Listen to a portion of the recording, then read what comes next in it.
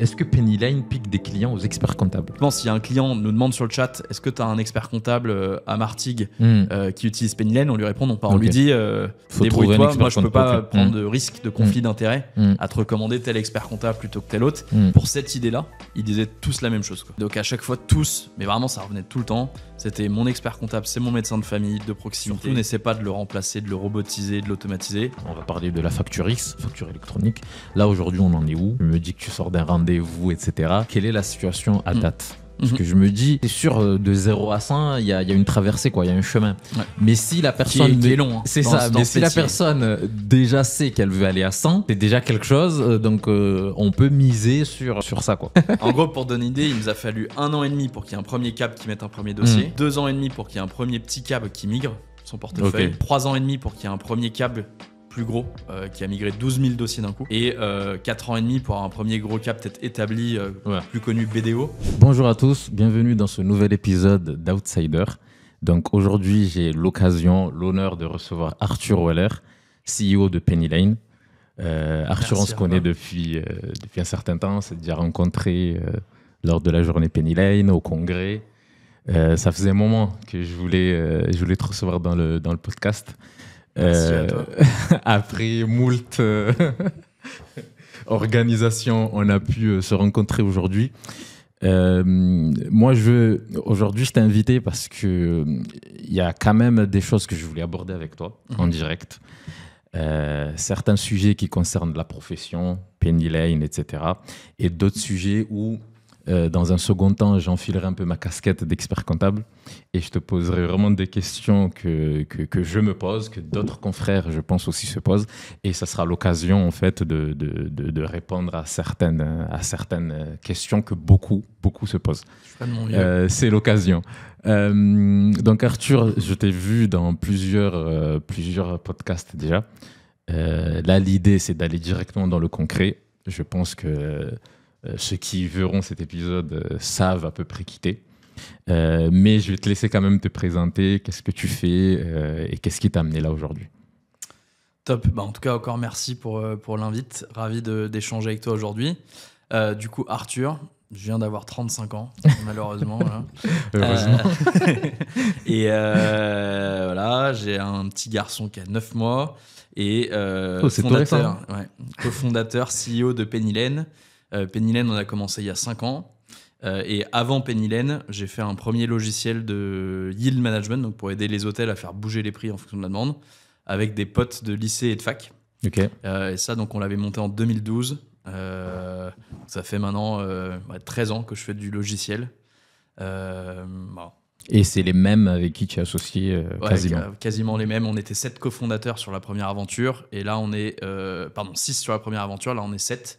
Et sur les 7, t'en as 5 qui viennent de la première boîte. Okay. Et le 7e, c'est Alexandre, notre associé expert comptable. Oui, Alexandre Rocoplo. Voilà. Donc, OK. Je vais parler de quelques chiffres par rapport à ta dernière vidéo là, en début d'année, quand vous avez fait un peu le point. Donc aujourd'hui, Pennyline, tu me corrigeras s'il y a des choses à mettre à jour. C'est 1000 cabinets ayant migré intégralement leur dossier. 260 000 entreprises. Du coup, là, on est à 330. 330, ok. Ouais. Donc, un bond de quasiment 60 000 en 3 mois. On en rajoute à peu près 30 000 par mois. Ok. Ouais, entre 20 et 30 000 par mois. Donc, du coup, j'imagine que 500 collaborateurs, c'est plus à jour. Ouais, on est plutôt vers pas très loin de 600. Ok. Donc, à peu près 600. Et vous étiez à 50 millions de CA récurrents. Et là, du coup, on est à 65. Magnifique. Donc, ce sont de très beaux chiffres. Parlons de Pennyline. Moi, ce que j'aimerais savoir, c'est vraiment question... là, je suis côté entrepreneur. Qu'est-ce qui amène un entrepreneur comme toi, qui a déjà vécu une précédente expérience, à créer Pennyline, déjà, mais surtout Pennyline, qui est un logiciel de compta. Enfin, pourquoi dans la compta? Ça, c'était la première question. Et la deuxième question, quand je vois tous ces chiffres en 5 ans, j'aimerais bien que, peut-être ça pourrait aider d'autres entrepreneurs, parce que moi, avant tout, j'accompagne des entrepreneurs. Quelles ont été les étapes pour faire tout ça, définir l'offre, trouver le besoin, quelle a été vraiment la démarche Alors, en gros, ce qui est important d'avoir en tête dans notre cas, c'est qu'on a fait cette première boîte, où là, on voulait juste monter une boîte. Et on a un peu foncé, quoi. On avait plutôt réfléchi, qu'est-ce qu'on a appris à l'école, en se disant, ce qu'on a appris à l'école, c'est peut-être ce qui va nous différencier des autres. Qu'on avait dit, on avait fait de l'économétrie, on va faire des algorithmes. Et on a fait cette première boîte. Mais on n'est pas vraiment parti du problème du client.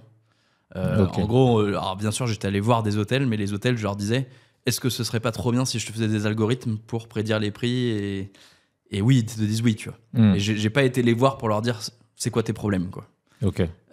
Et du coup, la première boîte, la plus grosse frustration qu'on a eue, c'est que la plupart des hôtels, on leur faisait la démo de notre logiciel. Ils disaient waouh, trop cool et tout. Et à la fin, ils disaient franchement, c'est cool, mais moi, mes prix, je les fais sur Excel. Ça me suffit, et ça me suffit, quoi. Et ça me coûte 0 et toi, tu me demandes de payer 200 € par mois, c'est bon. Et du coup, quand on s'est dit qu'on voulait lancer cette deuxième boîte, on s'est fixé 3 critères. 2 assez communs qui étaient, on veut un gros marché. Donc, on a lancé la deuxième boîte, Penny Lane. On avait tous 30 ans. Et on s'est dit, on a 25-30 ans devant nous. Il nous faut un gros marché. Déjà, on est 7. Et surtout, on a déjà notre matelas de la première boîte. Cette fois-ci, on veut pas la vendre. Il faut pas qu'on s'ennuie. Et il faut que ça nous emmène aussi loin que possible. Et donc, premier critère, c'était gros marché. Deuxième critère, c'était un marché de logiciels. C'est ça qu'on sait faire. Je rebondis juste sur la question du marché. Est-ce qu'au début, ça vous a pas fait peur, justement, parce que quand on parle de gros marché, est-ce que vous n'avez pas eu peur d'être noyé, quoi? C'est mon troisième point. Le troisième point, c'est on veut remplacer quelqu'un. Parce que du coup, dans la première boîte, on devait remplacer Excel. Et c'est frustrant parce que en vrai, Excel, c'est gratuit. C'est gratuit, oui. Et du coup, là, on s'est dit, on veut un gros marché où les gens, ils payent déjà pour du logiciel. Effectivement, ça vient avec un challenge parce que tu dois remplacer. Donc, c'est-à-dire que tu dois faire mieux que l'existant. Sinon, les gens, ils vont pas changer. Et je dirais même significativement mieux que l'existant parce que personne n'aime changer de logiciel. Donc, c'est toujours pénible une migration et tout. Donc, si tu fais juste un petit peu mieux, les gens, ils vont pas. Le gap, il n'est pas significatif pour que. Donc, ça vient avec ces challenges. Et c'était un pari. Voilà. Après, ce qui nous a rassurés, c'est que, donc, pour répondre à ta question, le besoin, il venait plutôt de vos clients. Donc, en gros, c'est plutôt, on a été voir des dirigeants de TPE, PME, à qui on a dit qu'est-ce qu'il y a comme problème à résoudre avec du logiciel. Et il y en a pas mal qui ont dit compta, pilotage financier. Voilà. Et nous, on s'est dit il y a un truc, mais par quel angle il faut le prendre? Donc, moi, j'en ai rencontré une centaine en 2019 de dirigeants. Et la bonne nouvelle, parce que j'ai fait ça pour 5-6 autres idées en parallèle, pour cette idée-là, ils disaient tous la même chose, quoi. Et donc, à chaque fois, tous, mais vraiment, ça revenait tout le temps. C'était mon expert comptable, c'est mon médecin de famille, de proximité. Surtout, n'essaie pas de le remplacer, de le robotiser, de l'automatiser. C'est pas ça que je cherche. La relation. Je veux collaborer plus efficacement et je veux quand même un peu mon dashboard. Autant la grosse boîte, elle a son ERP, elle a tout au même endroit. Si je suis un resto, j'ai ma caisse, j'ai ma boîte à chaussures, j'ai mes 2 extranets bancaires, j'ai mon Excel, mon expert comptable sur son outil et tout ça se parle pas vraiment. Et donc, et le social, même la paye aussi, je suis expert comptable. Donc, le fait que tout le monde nous dise la même chose, ça nous a rassurés sur le fait qu'il y avait un vrai problème à résoudre. Donc, c'est celui qu'on s'est mis en tête, c'est réunir l'expert comptable et son client sur une seule et même plateforme et surtout réunir leurs données. Et après, au début, tu te dis, mais peut-être que je rate un truc parce que pour le coup, réunir les deux sur une même plateforme, ça a pas l'air, ça a l'air plutôt logique, quoi. Donc, tu te dis pourquoi c'est pas pensé, ils l'ont pas fait, quoi. Et assez vite, l'hypothèse qu'on a eue, c'est qu'en fait, c'est compliqué.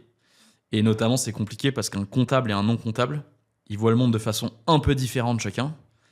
Et souvent, les éditeurs historiques, ils ont dit d'abord, on va faire un outil de prod ou d'abord, on va faire un outil de gestion financière. Ensuite, ils deviennent leaders. Et puis, au bout de, 7-8 ans, ils disent viens, on va aller faire l'autre côté, construire ou racheter. Et là, en fait, tu te rends compte, tu dois faire entrer des ronds dans des carrés. Et ça marche pas, quoi. T'arrives pas à raccrocher les wagons. Donc en fait, l'idée c'était de faire dès le début les deux, quoi. Ok, les 2 interfaces liées. Dès le début. Dès le début, dans la construction du. Par contre, pour ça, faut des sous parce que c'est un gros périmètre. C'est à la fois reconstruire Cegid, de l'autre, tu dois faire un outil de gestion. Et qui dit outil de gestion aujourd'hui dit compte pro embarqué, parce que maintenant les TPE elles veulent tout au même endroit. C'est-à-dire que tu dois réussir à couvrir tout ce périmètre. Et donc pour ça, faut pas mal de sous. Et là, la chance qu'on avait, c'est que les fonds d'investissement, c'est quand même un peu moutonnier. Quand tu as déjà vendu ta première boîte, ils disent je vais miser sur lui. Et donc, on a eu la chance que le moment où on immatricule la boîte. Elle vous a servi la première expérience, quoi. Déjà, on a appris, mais surtout, dès le début, ils nous ont donné des sous pour pouvoir tout de suite embaucher pas mal de développeurs, etc. Et avoir la croissance. Faire tout dès le début, quoi. Donc, si je synthétise, il y a un gros marché, c'est ce que vous avez fait. Donc plutôt que de se noyer, du coup, faut remplacer. Deuxième chose, on avait parlé de, tu m'as dit un gros marché. Alors nous, c'est logiciel parce que ça, c'est ce qu'on sait faire, quoi. Après, chacun a ses spécialités. Et après, en plus, tu m'as dit que il y a eu 5 ou 6 idées et c'était, j'aime pas ce terme, le plus simple, mais en fait, c'était là où il y avait le plus de douleur, on va dire, d'évidence. Et on plonge dedans, quoi. Ok. Et comment on fait? Parce que moi, je me rappelle, vous avez lancé en 2019, non? La boîte, elle a été immatriculée en janvier 2020. Ok, janvier 2020. Ok. Là, à ce moment-là, je suis en plein stage deck. Donc, je commençais mon stage deck. Et je sais que vous avez été très fort aussi en communication. Parce que moi, j'utilisais Quadratus, donc c'est Gide. Et déjà en 2020-2021, Covid, tout ça, on commençait déjà à en entendre parler parce que déjà, en fait, en tant qu'expert comptable, on a eu cette problématique-là en 2020 quand il y a eu le Covid parce que tout le monde était confiné. Dématérialisation et tout. Et moi, je me rappelle, j'étais chez moi, je fixais des rendez-vous. En plus, il fallait faire une attestation pour sortir avec le client pour que je récupère son classeur pour aller saisir, quoi. Donc, en fait, il y a eu 2020. Moi, je pense que c'est à partir de 2021 que j'ai commencé à entendre. C'est là qu'on a... Voilà. Et en plus, il y a un point aussi qui m'a frappé aussi, c'est que au début, vous avez lancé un cabinet. On n'a pas lancé, en fait. Donc, je te disais, le 7e associé. Ouais, il est expert comptable. Alexandre, c'était notre expert comptable, en fait. Ah, ok. Et lui, Alexandre, il a été diplômé en 2013. Ok. Il a fait un peu administrateur judiciaire. Il est parti aux États-Unis pour bosser pour un cabinet français qui aidait les boîtes françaises à s'installer aux États-Unis. Et là-bas, du coup, il a utilisé QuickBooks. Oui. Qui là-bas marche. On va en parler, oui. Qui là-bas marche. Oui. Et du coup, il est revenu des États-Unis. Il a bossé pendant 2 ans pour le cabinet Number, donc de Arnaud Doyon, qui Time. Et du coup, après, Alexandre, il s'est mis à son compte. Nous, on était ses clients. Il était tout seul. Il avait 60 dossiers. Ok. Et du coup, nous, on s'est dit... Il vous a servi de laboratoire, quoi. Du coup, voilà, lui, il a dit, il y a un truc à faire parce que moi, j'ai vu comment ça marche QuickBooks aux États-Unis. Il n'y a pas vraiment l'équivalent en France d'outils qui réunissent et tout. Et donc lui, comme la chance qu'il avait, c'est qu'il était tout seul, qu'il n'avait pas à quitter un poste d'associé dans un gros cab ou je sais pas quoi. Et donc il a dit, en fait, il avait le pouvoir de décision, quoi. Il devait pas convaincre. Et du coup, on a utilisé son cab où il avait ses 60 clients comme un labo. Alors au début, on a fait la compta sur les 60 dossiers là pour valider que quand tu mettais le même FEC en entrée dans un outil existant et le nôtre, ça sortait la même chose, et la TVA, etc. Et après, pendant 8-9 mois, du coup, on a pris des dossiers parce que l'outil, il n'était pas prêt pour... ça nous a pris à peu près 18 mois de dev avant qu'il y ait un premier cab qui mette un premier dossier dessus. Ok. Et on ne voulait pas que pendant 18 mois, ce soit un peu une traversée du désert et qu'on n'ait pas de vrai retour utilisateur. Et donc, pendant 8 mois, on a fait que dev. Et pendant 8 mois, on a signé des dossiers sur le cabinet d'Alexandre. Ok. Et fin d'année 2020, du coup, pour la première fois, il y a un premier cabinet qui dit ton truc est pourri, mais j'avance vite, je peux mettre un premier dossier. Ok. Et là, du coup, à ce moment-là, dès qu'on a eu le premier cap qui a mis le premier dossier, on a complètement arrêté de prendre des dossiers sur le cap d'Alexandre. Mais comment vous l'avez contacté? Comment vous l'avez convaincu? Alexandre? Non, le premier cap, oui. c'est lui qui nous a contactés. Ok. En fait, le truc, c'est que en tant qu'expert comptable, t'as pas tous les jours non plus des clients qui quittent. Et du coup, il y a des cabinets à Paris. On leur piquait quand même quelques clients. Ok. Et du coup, ils ont dit, c'est bizarre, normalement, mes clients, ils partent pas. Ça doit être qu'il y a un truc... il y a un truc qui change, quoi. Il y a un truc différenciant. Et du coup, ces cabinets-là, ils nous ont contactés. Et il y en a un qui a dit, mais est-ce que moi, je peux pas l'utiliser? Ce qui était le but depuis le début. Oui. Donc nous, on lui a dit, en vrai, le truc, il est pas encore prêt, mais viens, on te fait une démo. Et là, ils ont dit, ouais, c'est là, je peux mettre un premier dossier. Okay. Et là, du coup, on a complètement arrêté de prendre des dossiers sur le cap d'Alexandre. À partir de ce moment-là, dès qu'une boîte elle nous contactait, on lui disait nous on fait pas cabinet. On n'est plus expert comptable. On l'avait encore. On a fini par le vendre le cabinet d'Alexandre 9 mois plus tard à Audit CPA. Mais pendant 9 mois, on continuait d'opérer sur les dossiers qu'on avait signés et les autres, on les renvoyait via des experts comptables. Et ouais, après, nous, le but depuis le début, c'est de faire éditeur logiciel. Donc, on avait bien structuré. On avait une boîte éditeur logiciel, une boîte cabinet. Ok, après, vous avez vendu l'une. Ouais. Moi, ce qui m'avait frappé, parce que moi, je l'ai pris en main en 2023, quand je venais d'être diplômé. Donc, j'ai fait une démo, etc. Ça ressemblait pas vraiment à ce qu'il y a maintenant. C'est normal. En 2 ans, oui, en 2 ans. Donc, j'imagine pas ceux qui étaient déjà là en 2021. Mais après, ce qui m'a convaincu d'utiliser, c'était pas tant les fonctionnalités à l'instant T, c'était vraiment la vision. Parce que je me dis, c'est sûr, de 0 à 100, il y a une traversée, quoi, il y a un chemin. Ouais. Mais si la personne... Qui est long. Hein, c'est ça, mais si la personne déjà sait qu'elle veut aller à 100, c'est déjà quelque chose, donc on peut miser sur ça, quoi. Ok. Et ouais, juste pour rebondir là-dessus, c'est clair que donc nous, là, ça fait 5 ans, un peu plus de 5 ans et demi qu'on a commencé à coder. Moi, j'estime que le produit, il arrive vraiment à maturité maintenant. Oui. Tu vois, c'était pas il y a... Enfin, toi, tu étais déjà un early adopter. Oui, j'étais en 2023, mais ceux qui étaient en 2021, 2 ans avant. C'est pour ça que je dis que moi, quand je suis arrivé en 2023... C'était des braves. Je me suis dit, mais il y avait à l'époque, je crois qu'il y avait plus. Bon, maintenant ça n'existe plus, mais tout ce qui est TVS. Enfin voilà, il y avait pas mal de petites briques qui manquaient. Et après, je me suis dit, attends, mais ceux qui sont là depuis 2021, ils avaient quoi? Mais après. On leur est reconnaissant. En gros, pour donner une idée, il nous a fallu 1 an et demi pour qu'il y ait un premier cab qui mette un premier dossier, 2 ans et demi pour qu'il y ait un premier petit cab qui migre son portefeuille, 3 ans et demi pour qu'il y ait un premier cab plus gros, qui a migré 12 000 dossiers d'un coup, et 4 ans et demi pour avoir un premier gros cap peut-être établi, plus connu, BDO, qui a migré son portefeuille. Oui, ça avait fait une grosse effet d'annonce, quoi, parce que c'est un gros cap. Des POC, des trucs, ils ont testé tout plein de trucs pendant oui, un an et demi. C'est pas moi qui m'installe, qui repart de zéro, quoi. En fait, quand tu t'installes, t'as pas la migration à faire. Qui est le plus compliqué. Voilà, ça, c'est un challenge. Qui est le plus compliqué. D'avoir des collabs qui doivent changer d'outils. D'ailleurs, ça, c'est la question, on en discutait en off tout à l'heure, là, que l'expert comptable que je connais, que du coup, on avait déjeuné la dernière fois avec un de tes sales, c'est la question qui se pose, en fait. Parce que en fonction du cabinet, en fonction de l'équipe, en fonction des habitudes, c'est le plus dur. C'est pas moi qui pars de zéro. C'est un projet. Donc, faut pas le sous-estimer. C'est ça. Donc, tu te dis, moi, j'ai des collabs, surtout en fonction des profils. J'ai des collabs qui utilisent cet outil depuis une vingtaine d'années. Est-ce que je prends pas le risque d'aller tout chambouler alors que pour l'instant tout va bien, même si tu es convaincu que... Enfin, ouais, j'imagine que... Nous, on est là pour aider les cabs. Oui. Mais c'est clair que faut pas le sous-estimer, il faut le considérer comme un vrai projet. Je dirais que c'est pour ça aussi un peu... Historiquement, on a surtout eu des cabinets qui s'installaient, parce qu'ils n'avaient pas la migration, et des gros cabinets.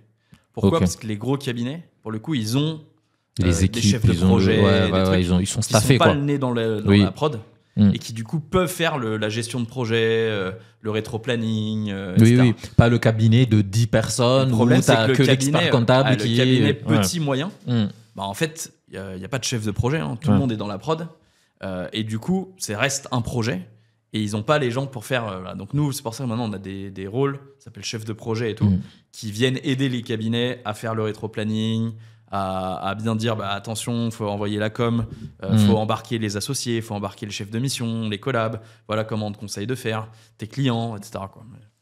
Ok, et pour finir sur cette partie-là, comment aujourd'hui, parce que du coup, tout ça en 5 ans, comment, parce que je me rappelle de cette information quand j'ai regardé ta vidéo là, on a répondu à une partie de la question, mais comment aujourd'hui Pennyline, 5 ans après ou quasiment 6 ans après, est devenu le 3e, c'est le 3e éditeur en revenu, oui. C'est énorme. En 5 ans, quoi. Alors, clairement, j'aurais signé pour. Je suis pas déçu. Mais je pense qu'on répond à un vrai besoin. Ça, c'est un premier truc. Deuxièmement, c'est le business model. Je suis sûr on va en parler aujourd'hui. Parce qu'on n'est pas le 3e en nombre de dossiers. Je pense qu'au début de cette année, on était peut-être le 5e en nombre de dossiers. Devant, tu as encore Cegid, Sage, Agiris, ACD. Je pense qu'à la fin de cette année, on sera 3e. Mais en chiffre d'affaires, par contre, on gagne plus. C'est aussi pour ça qu'on peut réinvestir plus, embaucher plus de monde. Et donc, je pense que ça nous différencie. Après, le vrai enjeu, c'est un challenge d'exécution. Donc, on a embauché, fallait les embaucher, les 600 personnes. Quoi. Oui. Pour ça, il faut avoir la bonne infrastructure en interne pour aller vite sans que ça parte dans tous les sens. Quoi. Ouais, je comprends. Alors, 2 petites choses. On en parlait aussi en off. Là, aujourd'hui, Penny Lane, avec tout ce qui est... Enfin, on va parler de la facture X, facture électronique. Là, aujourd'hui, on en est où ? Tu me dis que tu sors d'un rendez-vous, etc. Quelle est la situation à date ? Donc concrètement, aujourd'hui, tu as toujours la même deadline qui va être respectée d'après moi, qui septembre est 1er septembre 2026. Oui. Tous tes clients ils vont devoir être en mesure de recevoir des factures électroniques. L'échéance qui arrive avant, c'est l'inscription dans l'annuaire.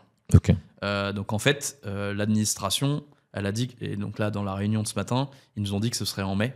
Moi je pense que ça va être fin mai, début juin, que l'annuaire va ouvrir open bar. Fin mai, début 25. Donc en gros, c'est demain quoi. À partir de dans 2 mois, parce que la manière dont ça marche dans l'annuaire, c'est que c'est les PDP qui vont inscrire les clients dans l'annuaire. Ok. Donc c'est moi, Penny Lane, je vais envoyer un appel API à l'administration fiscale et je vais dire tous ces sirènes là, ils sont chez moi. Ok. Et en gros, pour dire ça, il faut que j'ai reçu l'accord formel de l'entreprise. Ce qu'on a appris ce matin par l'administration fiscale, ce qui est confirmé, c'est qu'il y aura un formulaire à signer. Et la bonne nouvelle, nous on s'est pas mal battu pour ça, aux côtés notamment d'Agiris et d'ECMA qui étaient dans les groupes de travail. On s'est battu pour que l'expert comptable il puisse signer ce formulaire pour son client. Parce qu'en vrai, en tant que tiers de confiance, quoi. Est-ce qu'ils y comprennent quelque chose à facture électronique ? Non. Ils te font confiance. Est-ce qu'ils ont envie de signer 30 000 formulaires en plus ? Non. Donc voilà, donc, ça c'était un des trucs pour lesquels on s'est battu.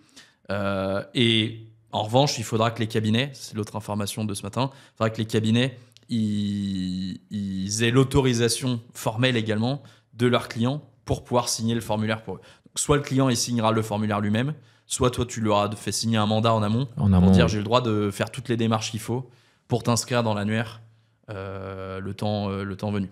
Et donc ça c'est fin mai. Et peut-être 2 mots sur la facture électronique, parce qu'on entend un peu tout et son contraire. Pour moi, tu as vraiment 2 enjeux en tant qu'expert comptable. Le premier, c'est juste sécuriser ton approvisionnement en facture. En gros, et toi encore, limite, tu as commencé récemment. Tu as tout de suite eu des outils un peu modernes et tout. Mais le cabinet qui est là depuis 25 ans, ça fait 25 ans qu'il se tue à la tâche pour essayer de processer autant que possible la récupération de factures. Et faire que autant que possible, tous ces clients ils déposent les factures dans la Quadrabox ou je sais pas où, pour que tout arrive dans l'outil de prod. Et c'est ça qui est en danger. Ça, c'est le premier danger, c'est que tout le monde s'est dit facture électronique, ça va améliorer notre vie. En fait, pas forcément. Parce que si demain, tous tes clients vont prendre chacun leur PDP de leur côté, en fait, tu n'as aucune garantie dans le schéma des flux que toi, ça va arriver dans ton outil de prod. Ouais. La réforme, elle ne dit pas que toutes les factures vont arriver dans ton outil de prod. Et donc, il y a un vrai enjeu en tant qu'expert comptable, quelle que soit la PDP que tu choisisses, de juste choisir une PDP et aller autant que possible, ce ne sera pas 100%, la prescrire à tes clients. Et moi, j'ai des experts comptables qui disent déjà à leurs clients, si tu prends ta PDP de ton côté, juste en fait, je devrais te facturer plus d'honoraires parce que c'est moi peut-être qui devrais aller relever le courrier, aller récupérer tes factures à un autre endroit. En fait, tout ce que toi tu feras dans ta PDP, ce sera pas miroir chez moi. Donc tous les mois, je devrais cadrer la TVA, etc. Le premier enjeu, c'est sécuriser l'approvisionnement en facture. Le deuxième enjeu, c'est celui de la fiabilité, notamment au niveau de la TVA. En gros, il faut avoir en tête qu'aujourd'hui, il y a une source de vérité unique pour la TVA, c'est ton outil de prod.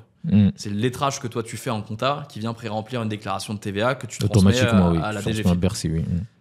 Du jour au lendemain, post-facture électronique, tu auras 2 vérités en parallèle.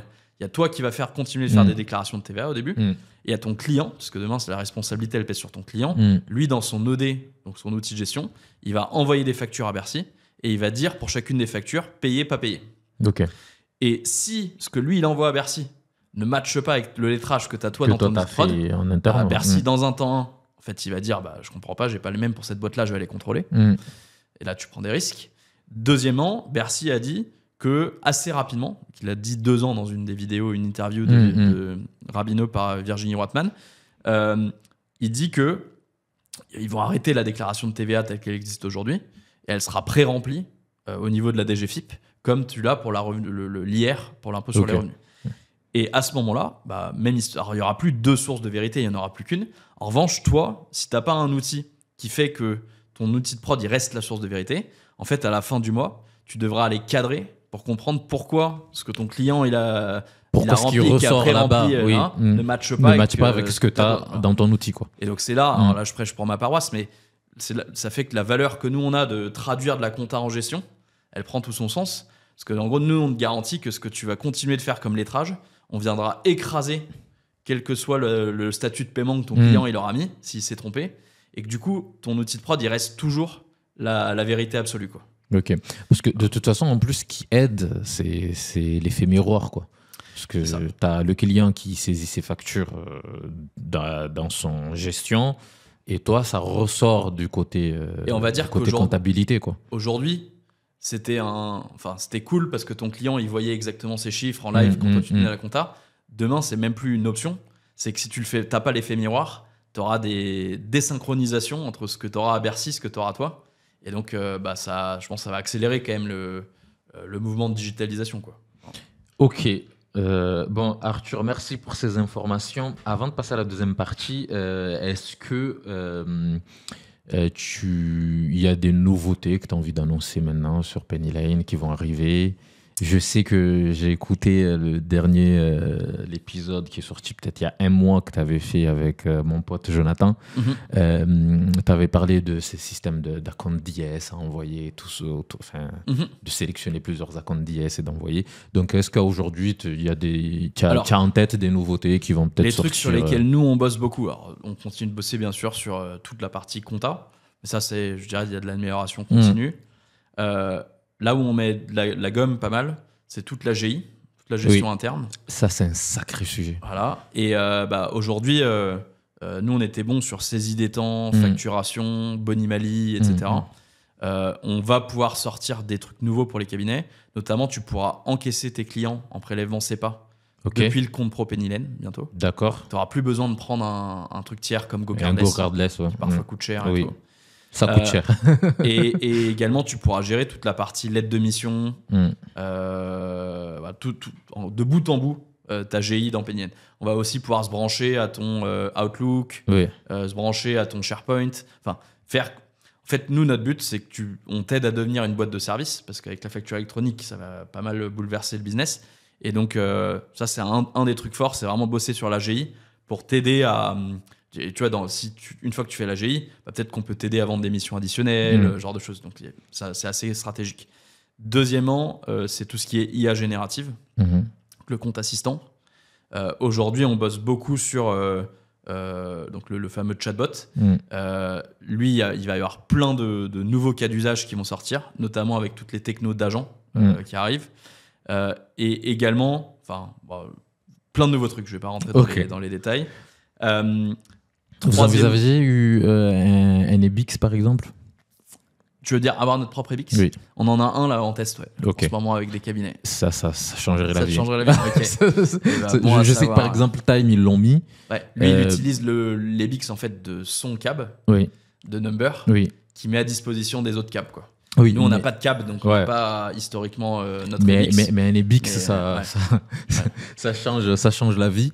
Donc t'as ça et après on bosse aussi sur pas mal de fonctionnalités sur la partie compte pro. Donc on a sorti récemment les chèques. Bientôt donc tu vas avoir le CEPA, le prélèvement CEPA pour tes clients. Tu vas avoir des terminaux de paiement, tu vas avoir de l'encaissement en ligne, équivalent Stripe. Donc ça c'est un truc où on bosse pas mal. Donc terminal de paiement, demain j'ai une pharmacie, un resto, il y aura un terminal qui permet d'encaisser directement. Un terminal de paiement Penny Lane. En gros l'idée c'est que avant tout ce que proposait plus ou moins le banquier, demain toi en tant qu'expert comptable tu puisses le proposer. Après là où on continue d'investir aussi c'est plus sur tout ce qui est plus PME. On sort beaucoup de nouvelles fonctionnalités pour des boîtes un peu plus grosses. Je ne vais pas rentrer dans tous les détails, mais il y a plein de choses là-dessus. Ok, bah écoute, merci pour tout ça. C'était très clair, très concis. On va rentrer dans la deuxième partie de l'épisode. Là, j'enfile carrément ma casquette d'expert comptable. Allez, vas-y. J'enfile ma casquette d'expert comptable. J'ai noté quelques sujets qui reviennent tout le temps. Vrai, pas vrai, j'en sais rien. Moi, je suis un utilisateur de Pennyline. J'ai deux outils. J'utilise Pennyline et Time. Donc, j'utilise les deux. Mais pour la partie Pennyline, il y a certains sujets que je voyais sur les réseaux, on va dire des légendes urbaines, etc., qui, pour moi, étaient complètement fausses. Tu vois. Mais là, vu que j'ai l'occasion de t'avoir, j'ai noté quelques sujets, quelques questions. Et j'aimerais que tu me répondes pour que ça puisse éclairer ceux qui n'ont pas d'avis, mais qui potentiellement se feraient influencer par d'autres. Ouais. La première question, est-ce que Pennyline pique des clients aux experts comptables? Parce que ça, c'est Alors quand tu dis truc que pique des clients, tu veux dire quoi? Qu'une boîte qui est sur Pennyline, parce que moi, ce que j'ai déjà entendu, c'est genre une légende urbaine que j'ai entendue, c'était qu'il y avait un bouton changer d'expert comptable dans l'extranet client côté chez Pennyline. Il n'y en a pas. Il n'y en a pas, voilà. J'ai pas vu, moi. Donc ça, je confirme que ça n'a jamais existé. Hein. Mais donc non, on pique pas de clients. Ce qui est sûr, c'est que nous, notre business, ça, souvent les gens, 95% de mon business, il vient des experts comptables. Quoi. Ok. Donc si je fais quelque chose de mal pour les experts comptables, je me scie la branche sur laquelle je suis assis. Ouais. Ce qui est sûr, c'est que notre modèle, il est nouveau parce qu'on a le côté client et le côté cabinet. Et donc, il y a plein de nouveaux problèmes qui émergent de ça. Et oui, je te donne l'exemple, c'est... cabinet qui n'utilise pas et qu'un client qui utilise. Alors, l'exemple que je prends toujours, c'est un client qui utilise Pennyline avec son cabinet d'experts comptables et il change de cabinet qui lui aussi utilise Pennyline. Oui. Dans le monde, on va dire, d'avant, du logiciel, tu avais été sur Quadra. Comment ça se passait? Ton client, il changeait de cabinet. Le nouveau cabinet, il envoyait un courrier de confraternité. Et puis, l'expert comptable sortant, il exportait le FEC de Quadra et puis il l'envoyait au confrère. Le problème, c'est que comme nous, tout est couplé, la donnée de compta et la donnée de gestion, tu peux pas vraiment migrer l'un mais pas l'autre. Tu migres tout ensemble ou rien, en fait. Et donc, un bon exemple, ce truc-là, c'est qu'on a construit toute une usine là, pour que le nouvel expert comptable, on essaie de reproduire au plus près ce qui existe dans le monde d'avant. Donc aujourd'hui, l'expert comptable qui rentre, il met ajouter un dossier. Au moment où il ajoute, on lui dit ah non, ce dossier il est déjà chez un confrère. Donc là, on lui dit est-ce que tu veux faire une demande de transfert de dossier à ton confrère? Et là, il y a uniquement si l'expert comptable sortant dit je suis OK que le dossier il bouge quoi. C'est-à-dire que nous jamais. Donc nous, on veut surtout ne pas avoir nos mains dans ces sujets-là. Parce que on sait très bien que si un jour il y a un expert comptable qui dit Pennyline c'est même pas volé, mais genre mon client il me devait des honoraires et Pennyline l'a transféré sur un nouveau câble et du coup il a pas eu. Alors, on se fait tirer dessus quoi. Donc nous on veut surtout avoir nos mains le plus loin possible de tout ça. Mais par contre c'est des trucs compliqués à construire. Mais donc on a construit toute cette infra. D'ailleurs je l'ai vécu en live parce que il y a un confrère qui devait récupérer un dossier à moi. Il m'a demandé est-ce que tu utilises, parce que moi j'allais lui envoyer les FEC, pas de prise de tête quoi. Et quand on a discuté au téléphone, il m'a dit qu'il était sur Pennyline, donc il m'a parlé de la demande de transfert. Moi je t'avoue que c'était la première fois. Au début j'étais un peu sceptique, honnêtement. Je me suis dit attends, pourquoi je t'envoie les FEC, tu te démerdes quoi. Et après il a fait la demande. Donc effectivement, tu as 3 ou 4 options, je crois, tu acceptes ou tu refuses. Puis on t'enlève ta révision. C'est ça, tu caches ta révision ou pas. Enfin, voilà. Donc après, en un clic, c'était réglé. Quoi. Le dossier, il est parti du portefeuille. Enfin voilà quoi. On t'envoie l'archive. Ouais. Mais donc, tout ça, c'est des trucs. Et tu vois, on avait eu un bad buzz, c'était il y a l'été dernier, où tu as une consoeur qui avait pas beaucoup de dossiers. C'était le mail, non? C'était pas le mail. En fait, elle avait pas beaucoup de dossiers. Elle a enlevé tous ses dossiers de Pennyline. Nous, on n'a pas d'engagement, donc elle a juste dit j'enlève tous mes dossiers. Et le truc, c'est que nous, quand t'enlèves un dossier, en fait, on a envoyé jusque-là un mail automatique au client pour lui dire attention, ton compte, il a été supprimé. Parce que tu vois, t'enlèves un dossier de Quadra, il n'y a pas à prévenir le client. Quoi. Non. Le problème, c'est qu'avec Pennyline, quand quelqu'un enlève ton dossier, peut-être que le client il utilise la gestion. Et en tout cas, faut que quelqu'un prévienne le client que dans 30 jours, il n'a plus accès à son compte pro, ses achats, ses ventes, tout ça, quoi. Et ses factures de vente qu'il fait sur Penny Lane. Et donc, il y a un product manager chez nous qui a été maladroit parce qu'il a envoyé le même mail dans tous les cas. Donc, il a envoyé un mail à n'importe quel client dont le dossier était supprimé qui disait ton dossier a été supprimé, dans 30 jours, tu n'as plus accès. Si tu veux continuer, sais pas pourquoi tu reçois ce mail-là, ça doit être que c'est ton expert comptable qui a supprimé le dossier. Et si jamais tu veux continuer d'utiliser, il faut que tu nous contactes vite parce que sinon, dans 30 jours, toute ta donnée, elle disparaît, quoi. Et donc là, la consoeur, elle a dit, en gros, Penny Lane essaie de me voler les clients. C'était honnêtement pas le but. Le product manager qui a écrit ce mail, je le connais, c'est pas un commercial du tout dans l'âme. Et donc, tu vois, à chaque fois, on doit penser. Et le problème, c'est qu'on peut pas vraiment s'inspirer de ce qui existe ailleurs parce que c'est des solutions, c'est la première fois, nouvelles. Donc maintenant, pour ce cas-là, si tu supprimes un dossier, on te dit, est-ce que tu veux que nous, on envoie un mail à ton client pour le prévenir ou est-ce que c'est toi-même ce qui est en fait mieux. Mais c'est des trucs auxquels on n'avait pas pensé, quoi. Ouais, et donc, il y a plein de nouvelles situations auxquelles on est confronté. Mais ce qui est sûr, et c'est un peu aussi en réaction de tout ça qu'on a rédigé notre charte et qu'on a publié du coup en septembre dernier, déposé chez un huissier. Cette charte, elle dit notamment, elle a 10 engagements, mais il y a un des engagements, c'est les clients des experts comptables sont les clients des experts comptables. Donc ça veut dire que c'est tes clients, c'est-à-dire que c'est toi qui décides si on a le droit de leur écrire ou pas, quel que soit le type de mail. C'est toi qui décides si c'est toi qui facture ou tu préfères que nous on facture. Tu peux mettre ta marque. Ça veut dire aussi que nous, jamais on va vendre des services à tes clients. À tes clients en direct. On va jamais vendre non plus de services comptables ou ce genre de choses. Typiquement, si un client nous demande sur le chat, est-ce que tu as un expert comptable à Martigues qui utilise Penny Lane, on lui répond non. Enfin, on lui dit, débrouille-toi, moi je peux pas prendre de risque de conflit d'intérêt à te recommander tel expert comptable plutôt que tel autre. Qu'on est toujours, enfin, ce qui est sûr, c'est qu'on sera toujours pro cabinet. Okay. Ce que j'essaie d'expliquer aux experts comptables, c'est si tu fais le parallèle, tu as quelques acteurs néobanques qui draguent les experts comptables. On l'a vu récemment. Ces acteurs néobanques, pour le coup, je dis pas qu'ils sont fondamentalement anti-experts comptables, je dis juste que le jour où ils devront choisir entre l'expert comptable et le client de l'expert comptable, ils choisiront toujours le client. Parce que eux, leur business, il est 90% direct et 10% expert comptable. C'est naturel, c'est humain. Quand ton business il vient à 90% d'un endroit, tu vas toujours protéger aujourd'hui, toutes les néobanques font des factures, font CRM, font compta, enfin voilà, tu vois un peu le truc. Et tu vois, quand même, pour les citer, Conto, je dis pas qu'il est fondamentalement méchant, mais tu vois, il a lancé cet été la création d'entreprises gratuites. Ouais. En vrai, il te met dans la merde parce que toi, tu factures la création à je sais pas combien. Mais même la facturation. Il le fait pas pour t'embêter. Juste lui, son business vient de la boîte et pas de l'expert comptable. Et donc quand il doit choisir, il choisit toujours la boîte, quoi. Moi, si je dois choisir, je choisis toujours l'expert comptable. C'est parce que mon business vient de là, quoi. Parfaitement clair.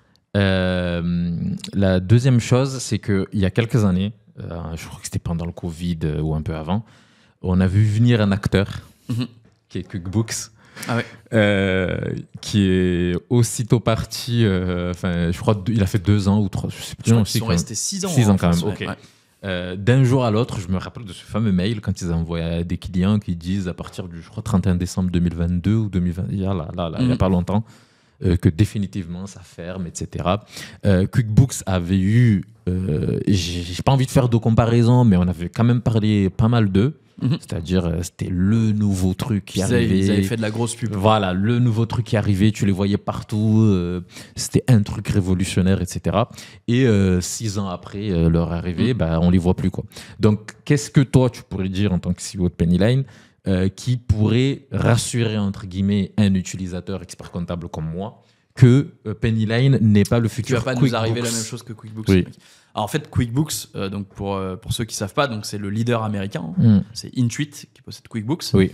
QuickBooks aux États-Unis, ils ont 80% de part de marché. De grandeur. C'est énorme. C'est énorme. C'est une boîte qui pèse 200 milliards. C'est un gros machin, quoi. Ok. Et Intuit, du coup, QuickBooks, à un moment, ils se sont dit on va venir en France.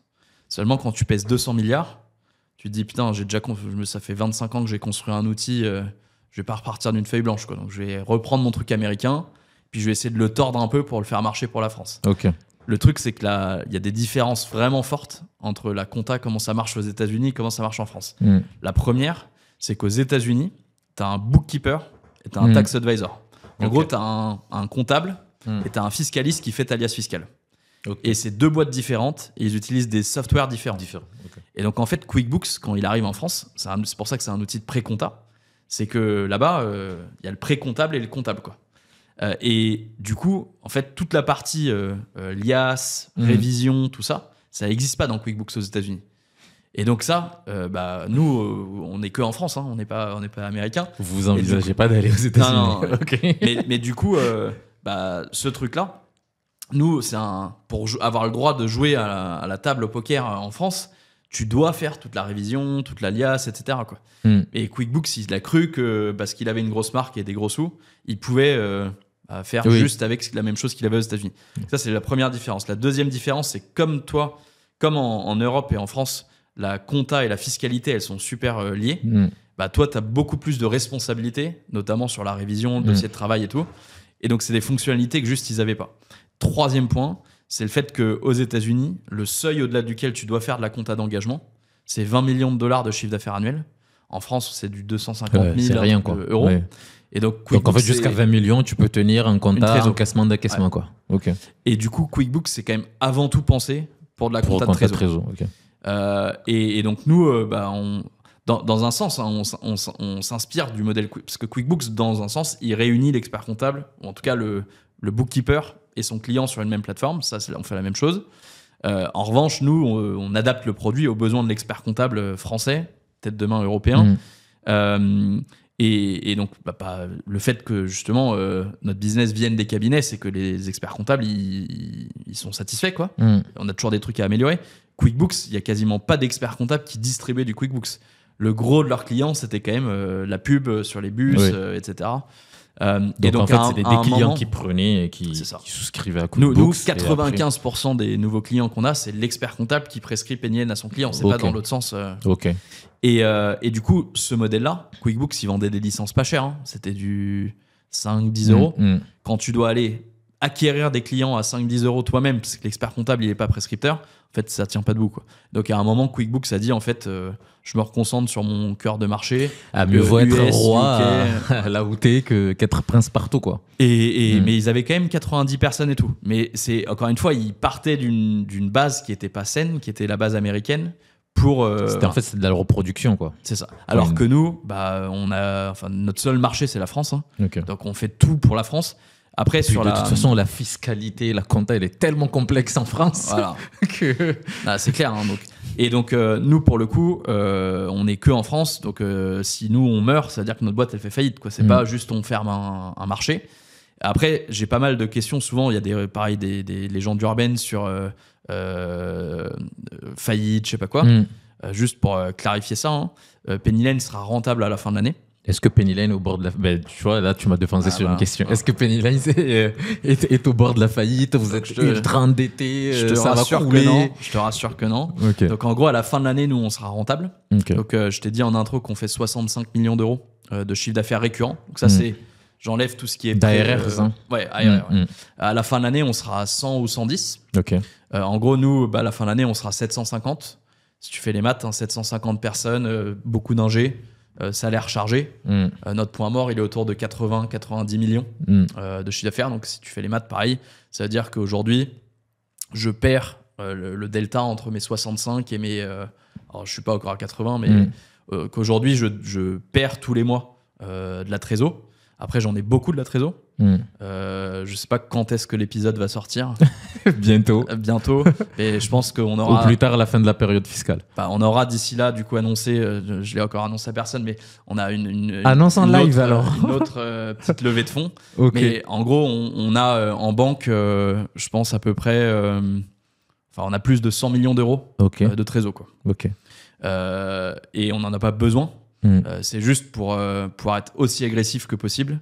De toute façon, le recrutement de dev, dans la facture électronique. De toute façon, toi, tu as été clair, vous avez dit, l'idée, c'est le marché, il est gros, mais du coup, il y a déjà des acteurs, donc il faut les remplacer. Et tu vois, il faut embaucher des commerciaux, il faut des gens pour faire le support, etc. Donc ouais, on n'est pas du tout au bord de la faillite. Au contraire, nos investisseurs, ils sont très contents. Sinon, ils réinjectent pas. Là, on a doublé notre valo. Donc ça marche très bien. On est sur un modèle de levée de fonds. On n'est pas avec des fonds de private equity. Ça, c'est souvent une confusion qui est faite par des experts comptables, notamment le traumatisme Silae. Donc vraiment, ça c'est important de comprendre. Tu as des boîtes qui se font racheter. Donc c'est le cas de Silae avec Silver Lake. Là, on a eu hier l'annonce de Microsoft avec AG. AG, c'est le principal concurrent de Silver Lake. D'ailleurs, AG, c'est pas eux qui détenaient Dext? C'est eux, ouais. Ok. AG, c'est vraiment le concurrent de Silver Lake. Ok. AG, il possède Visma, il possède Dext, il possède Iris au Royaume-Uni. C'est eux qui ont racheté Septéo en France, chez les notaires. Donc c'est un des plus gros fonds de private equity, mais c'est du private equity, quoi. Et AG, c'est pas détendre, hein, comme Silver Lake. Quand ils ont racheté Dext, ils ont fait la hausse de prix. Ah oui, je l'ai vu, oui. Donc, je sais pas ce que ça a donné. Le confrère dont je te parle là, de Marseille, la dernière fois on déjeunait, pareil, parce que lui il est Quadra et Dext. Et oui, il m'a dit le Dext là, ça y est. Maintenant, tout ça, c'est des fonds. Faut avoir en tête un fonds de private equity. Il a un horizon. Déjà, il a le contrôle de la boîte et il a un horizon relativement court terme. Nous, on est sur des fonds. Donc, pour le coup, avec mes associés, on a le contrôle absolu. C'est un autre engagement de la charte de la gouvernance de la boîte. Donc, il n'y a aucune décision qu'ils peuvent prendre sans nous. On n'a aucune clause de liquidité. Ça veut dire que concrètement, ils sont très long terme. Sequoia, tu vois, qui est un de nos investisseurs, il vient de remettre dans Stripe où il a investi il y a 17 ans, quoi. Et Stripe, c'est pas encore en bourse, quoi. Sequoia, il y a 17 ans, Sequoia, tant qu'il peut rester, il reste, quoi, tant que... Donc ouais, non, vraiment, nous, c'est long terme. On a 5 investisseurs. Alors, du coup, avec la nouvelle levée de fonds, il y en a 2 nouveaux, donc 7. Ça sera annoncé quand? Pour bientôt, que je puisse, bientôt. Calibrer la sortie. Bientôt. Ok. 2 nouveaux. Et le plus gros des 7, il doit avoir 10% de la boîte, quoi. Ok. Donc chaque investisseur tout seul, il peut pas faire grand chose, quoi. Et surtout, mais ils sont là pour détenir. Alors, pas indiscret. Les fondateurs plus salariés, on a à peu près 45% du capital. Ce qui fait pas mal de sous, hein. Oui. Mais les salariés ont 7% du capital. Donc tous nos salariés sont actionnaires également. Donc moi, je viens, je signe un CDI chez vous. Je signe aussi je rachète. Au bout d'un an, tu as des BSPCE. Ok. Oui. Okay. Ah c'est bien ça. Donc ça fait que tous les salariés, ça motive les salariés à rester. Ils ont aussi. Tu vois, c'est-à-dire que même un commercial Penny Lane, il n'y a pas juste genre son bonus parce qu'il t'a vendu un truc. Lui, il pense plus long terme que juste s'il n'y avait que son bonus parce qu'il a beaucoup de la valeur qui est est-ce que la boîte dans le long terme, elle réussit. C'est une très bonne pratique, les BSPCE. D'ailleurs, je le félicite en live, c'est quelqu'un que j'admire beaucoup, ton commercial. C'était le premier que j'ai vu, c'était Gaëtan. Donc, en plus, maintenant, il est monté en grade, il s'occupe des gros cabinets, etc. Ouais. Donc, coucou Gaëtan, quand tu regarderas cet épisode. Alors, dernière question. 2 petites questions. Mais bon, je pense que tu pourras répondre aux 2 one shot. Là, ça, c'est une question qui revient souvent et que moi aussi, je me la pose. Ok, il y a eu la charte, mais moi, je me dis, avec tout ce que vous faites, toutes les levées de fonds, développement de l'outil, ça va tellement vite. Qu'est-ce qui me dit à moi que demain, mon dossier coûtera toujours les 8 balles, quoi. Enfin, les 8 euros. Ça, c'est une question. Moi, pareil, j'ai fait des maths. Je me dis, mais comment vous allez pouvoir rester sur 8 euros, sachant que tu l'as souligné tout à l'heure, nous, les experts comptables, il y a 6 mois, même pas juste avant, en plus, ils ont eu la date. Après, ils n'avaient pas le choix, je pense. Fin septembre, ils n'avaient pas trop le choix. Sinon, faut l'annoncer avant, quoi, avant le 30. Donc, il y a eu ce qui s'est passé, le congrès, le truc. Donc, voilà. Donc, moi, aujourd'hui, un dossier, qu'est-ce qui dit que ça va pas... En gros, ce qu'il faut que tu regardes, c'est aujourd'hui un outil de prod traditionnel. Tu prends ACD, Quadra. Tout son revenu, il le tire de l'outil de prod qui facture à l'expert comptable, quoi. Oui. Disons qu'en moyenne, alors, les prix, ils ont bougé et tout, mais disons qu'en moyenne, du coup, ça veut dire qu'ils gagnent entre 5 et 10 euros par mois. Par dossier, quoi. Ok. la différence avec, que j'ai moi avec Quadra, CD et tout, et y compris chez les nouveaux acteurs, je dirais que Time, que tu utilises aussi, il est plus comme moi. Pareil, il a un outil compta, un outil de gestion côté client. Oui. Mais si tu prends les autres néo-acteurs, Maenisoft, Income, etc., c'est aussi des gens qui ont que un outil de prod. Ok. Et du coup, si tu n'as que un outil de prod, amélioré, quoi. Mais si tu n'as que un outil de prod, bah en fait, tu ne peux pas gagner plus de 5 € par mois ou X euros par mois par dossier. Tu es capé en termes de croissance, quoi. Parce que l'expert comptable, à moins que tu ailles monter les prix, et il y a une limite, quoi, bah, tu peux pas, toi, tu veux pas lâcher plus de X euros par dossier. Ouais. Maintenant, tu prends Pennylen. Nous, Pennylen, on a à la fois la partie outil de prod, mais il y a aussi certains de tes clients que tu vas décider d'équiper de l'outil de gestion. Et tes clients, en fait, ils sont moins sensibles au prix. Parce que s'ils prennent le compte pro, par exemple, ils payaient déjà 25 balles par mois à la SOG, je sais pas quoi. S'ils prennent AJ4, ça coûte cher. Enfin, voilà. Et après, tu as les PME ETI qui, elles, où le CAB, souvent, il est en révision. Elles ont l'habitude de prendre Sage 100, par exemple, qui coûte cher. Hein. Sage 100 entreprise, c'est 300 € par mois en moyenne. Et donc, nous, on vend la même chose à une entreprise. Aujourd'hui, les plus gros clients de Pennylen, des ETI, il y en a une pas très loin de chez toi, elle paye 10 000 € par mois. Okay. Mais elle a 20 comptables en interne, c'est une ETI, 300 millions de chiffre d'affaires.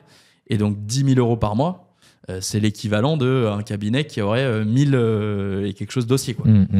Et donc, juste si tu as ça, et en plus, après, tu as les services financiers, donc les dépôts sur les comptes courants, l'interchange, tout ça, ça nous fait de revenus en plus. Aujourd'hui, si tu prends mon chiffre d'affaires Pennylen, le 65 millions dont je te parlais, tu divises par 330 000 dossiers, c'est-à-dire que moi, Pennylen, aujourd'hui, je gagne 20 € par mois par dossier. Donc, je gagne déjà 4 fois plus. 4 fois plus qu'un 5 €, ok. Maintenant, tu fais le même calcul, tu prends le chiffre d'affaires de Conto, tu le divises par le nombre de dossiers. Il est à 90 €. Énorme. Et sur les 90 €, il y a 20 € qui est de l'abonnement et 70 € qui est le truc caché. Quoi. Et Conto, encore, il ne fait pas de crédit, il ne fait pas les terminaux de paiement. Donc, tu fais le même calcul maintenant avec Crédit Agricole. Je pense qu'il doit être à 140, 150 € par mois. Quoi. Okay. Et donc, moi, tout ce que je dis, c'est pourquoi demain, j'irais te monter ton prix de 8 € à 10 €, ce qui est déjà une grosse hausse. Tu vois. Voilà. Ah oui, ça fois le nombre de dossiers. Mais en fait, on a tellement plus à gagner tous les deux ensemble à ce que moi, je construise des nouvelles fonctionnalités. Et si toi, elles te plaisent, et que tu penses qu'elles sont adaptées à ton client, que tu ailles les proposer à ton client. Tu le proposeras à ton client automatiquement. Quoi. Mais on a infiniment plus à gagner pour essayer d'aller grignoter les 100 € que prenait Conto.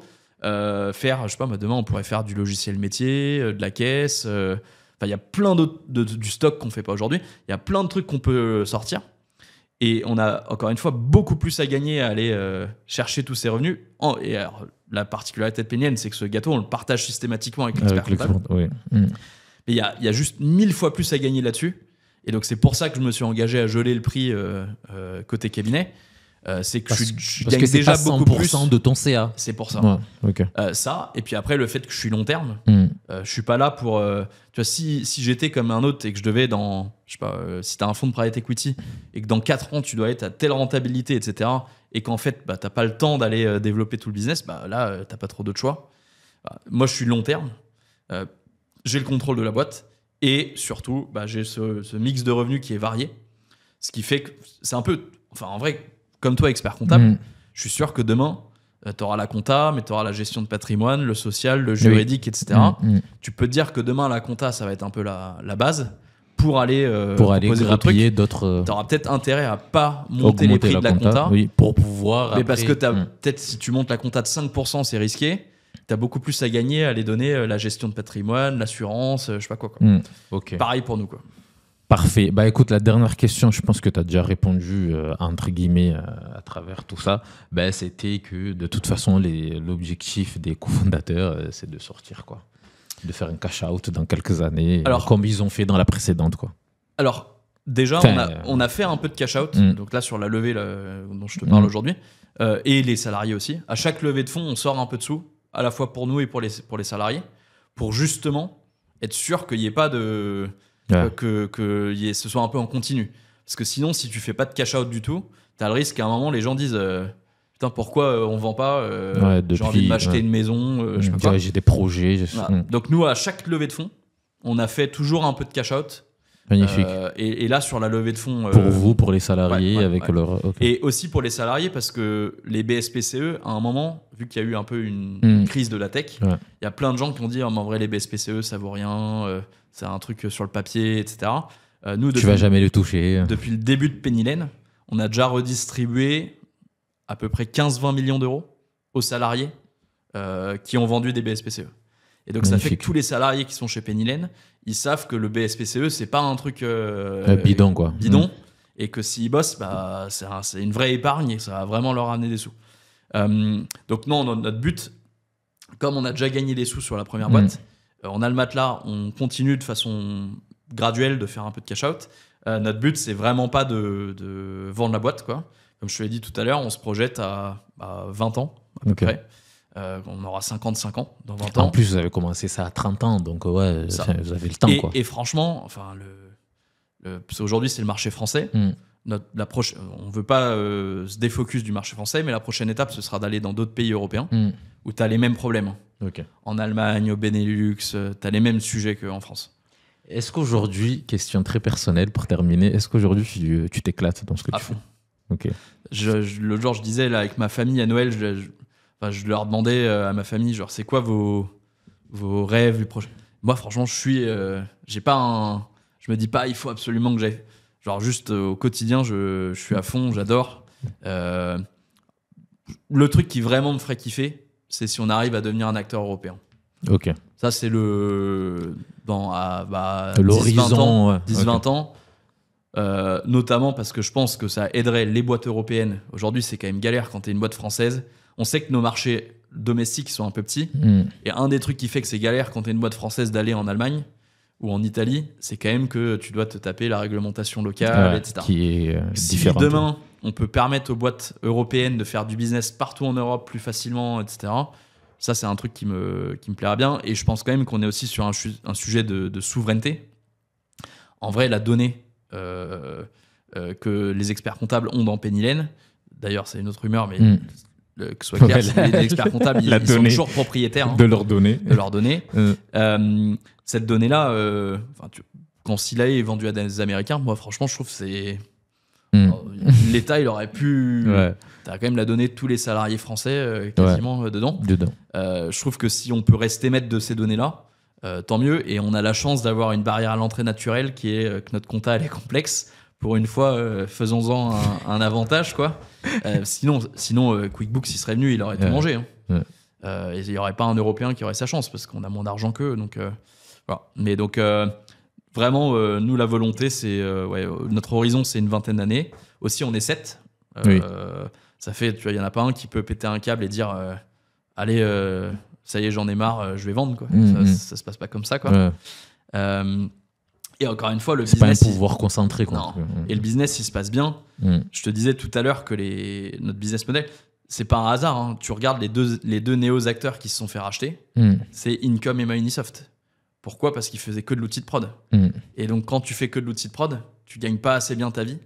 Et alors, moi, je suis persuadé que demain, ça n'existera plus quelqu'un qui fait que de l'outil de prod.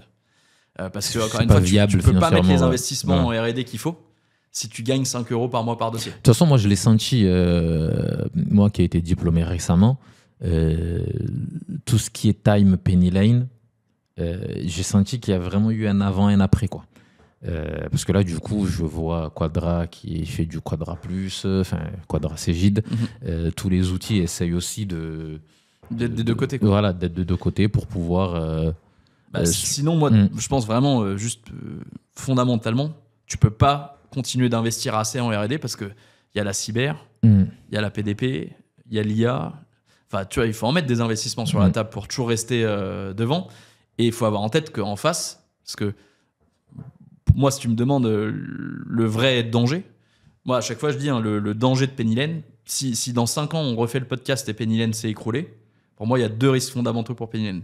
Le premier, c'est les clients des experts comptables demain disent « En fait, j'ai plus besoin d'experts comptables ». Et dans ce cas-là, celui qui va gagner, c'est Indy. Parce qu'il a un produit parfaitement... il est nickel. On a beau dire tout ce qu'on veut. Il y a un client que j'ai récupéré là, qui faisait ses trucs sur Indy. Je suis rentré dedans. Et de même que Indy, il peut pas venir sur mon marché parce que son produit, il est pas pensé pour qu'un expert métier pour les experts comptables. Ben moi, je peux pas aller sur son marché. Moi, c'est pas de l'orfèvrerie de UX, de design. Moi, c'est plus l'usine pour que ce soit super productif, quoi. Donc, si demain les clients disent j'ai plus besoin d'experts comptables, de médecins de famille, bah c'est Indy. Et deuxième risque, c'est les gens disent j'ai toujours besoin d'un médecin de famille, mais en vrai, c'est plus mon expert comptable. Est-ce que c'est mon banquier? Est-ce que c'est mon gestionnaire de patrimoine? Donc moi, mon risque fondamental, et c'est pour ça que je vois mes intérêts complètement alignés avec ceux de la profession, c'est comment je m'assure que l'expert comptable il reste au centre du jeu, comment je m'assure que l'expert comptable il se transforme en boîte de service. Parce que si demain, tu fais que de la liasse et tout, en fait, moi, toutes les nouvelles fonctionnalités que je vais développer, tu n'auras jamais l'opportunité d'aller les présenter non plus à tes clients. De les exploiter, ouais. Donc c'est pour ça que la GI, pour moi, c'est GI / un peu CRM. C'est comment on t'aide à bien spotter des opportunités, que ce soit pour Penny Lane ou juste demain te dire, ah tiens, là, il y a une opportunité de nouvelle mission, etc. quoi. Je vais te dire honnêtement, j'ai tout essayé, tout ce qui est, je vais reprendre ton terme, GI / CRM. À aujourd'hui, c'est compliqué. Ouais. Une GI, GI CRM qui soit adaptée à ce qu'on fait, c'est compliqué. Moi j'ai beaucoup de messages de confrères. On a de la trésor, quoi. C'est donc ça. moi, j'ai regardé s'il y avait un truc que je pouvais racheter. Il n'y en a pas. Non, il n'y a pas. Et moi, tous les jours, vu que je suis assez actif sur LinkedIn, je reçois des messages de confrères. Ouais, on a testé tel CRM. Est-ce que tu connais? Quel est ton avis, etc. Moi, j'en ai essayé pas mal. J'en ai essayé qui était, entre guillemets, adapté à la profession. Mais tu as toujours le petit truc qui te dit non, mais là... Et je pense que c'est un gros chantier, quoi. Nous, c'est pour ça qu'on reconstruit en interne, quoi. Parce que je pense pas qu'il y ait vraiment une solution sur le marché aujourd'hui que tu puisses venir plugger, quoi, racheter. Non, c'est compliqué. Bah écoute, Arthur, on arrive à la fin de l'épisode. Je te remercie. Tu as joué le jeu. Toi. C'était 45 minutes ultra enrichissant, concret. Tu as répondu à toutes les questions. La transparence, elle est très importante, surtout pour vous qui visez les 22 000 experts comptables. Donc, c'est important que tout le monde puisse avoir les informations, qu'il n'y ait pas de non-dit. Je te remercie d'avoir accepté mon invitation. Et tu as dit quelque chose vers la fin. Si dans 5 ans, Penny Lane s'écroule, etc. Là, je note, on est le 20 mars 2025. On se refait ça dans moins de 5 ans. Et j'espère que vous serez 1000 personnes et que tout ira bien. Encore une fois, je te dis, si on s'est écroulé, je pense que c'est pas bon. À mon avis, c'est qu'il y aura eu un problème plus profond pour la profession, quoi. Okay. C'est pour moi le risque. Et avec la facture électronique, le risque, c'est que... faut surtout que l'expert comptable il arrive à proposer les nouvelles missions plutôt côté client, parce qu'il va y avoir, il faut se le dire, il va y avoir de la pression à la baisse sur les missions classiques, quoi. Les prix déjà, parce que, et c'est pas Penny Lane, c'est vraiment la DGFIP, elle va faire de la pub à la télé, elle va dire à la TVA c'est automatique. Ton client il aura entendu 10 fois à la télé la TVA c'est automatique, et à un moment il va dire c'est automatique. Il est bien gentil mon expert comptable. Et donc là c'est vraiment, pour moi les experts comptables ils ont 2-3 ans pour, quand leur client leur dira ça éventuellement 2-3 ans, pouvoir répondre aux clients droit dans les yeux. Bah ouais, mais en fait, tout le temps que j'ai gagné sur la TVA, regarde tout ce que je fais de nouveau pour toi. Maintenant, je te fais du reporting, j'attends pas que tu m'écrives pour t'envoyer des trucs, etc. Tu vois. Mais ça, le problème, c'est qu'on part de loin, quoi. Parce que quand t'as pas de CRM, quand t'as pas tout ça, aller être proactif, proposer plein de services et tout, bah, c'est compliqué, quoi. Donc c'est, pour moi, le gros enjeu des cabinets, et l'outil, c'est un sous-enjeu, mais tu as un vrai enjeu de reformation à des nouvelles soft skills des collaborateurs. Et d'accepter ce qui se passe, quoi. D'accepter ce qui se passe et de mettre en place des nouveaux process, des nouveaux outils pour changer de culture, quoi. Bon. Ok, bah écoute, c'est parfaitement clair et on se refait ça dans quelques années. Trop bien, merci beaucoup. Pour voir la suite. Écoute, je te remercie et je te dis à bientôt. Merci, à bientôt.